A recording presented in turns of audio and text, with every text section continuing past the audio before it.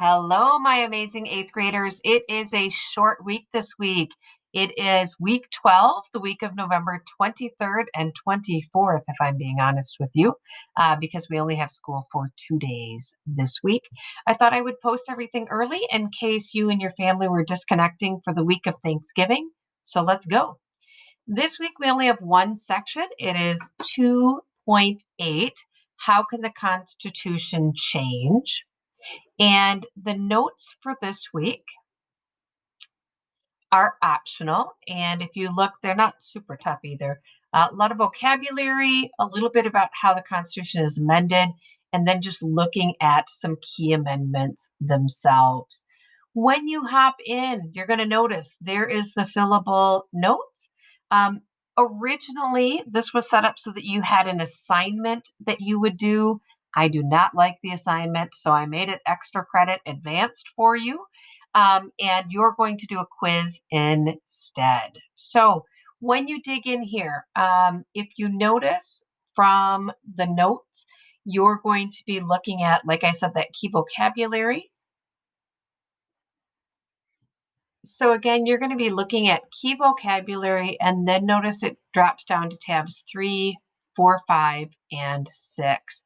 So if we look at that, the vocabulary, of course, I would use the glossary to complete. This first one is just sort of an interesting one about voting rights and how they expanded slowly over time. Many people think that right after the Civil War, everyone got the right to vote. And that simply wasn't the case. Can the can Americans change the Constitution? Yeah, it's only been done 27 times, so it is pretty difficult to do.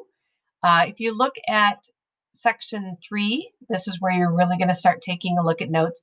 You want to pay attention to the amendment process, the fact that in both cases it does require the federal government in some capacity as well as state governments in some way.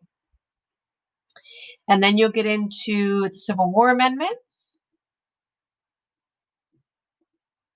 and those having to do with voting rights. If you decide that you want to do the advanced option, that is tab 9. And so if you decide to do that, the directions are right here. When you move to the next thing, here are the directions again for the advanced option. I do not have a due date on it, so hopefully it does not show up on your to-do list. And then you got your little quizzy poo. So that is our week this week. This is the last section, just so you know, before we do our review. And then so the week after Thanksgiving, we have the review and the test. All right, nerds, hit me up if you have any questions. I will be in class on Tuesday, ready to go through this. I don't know how many of you will be there, though, but I hope some of you will be.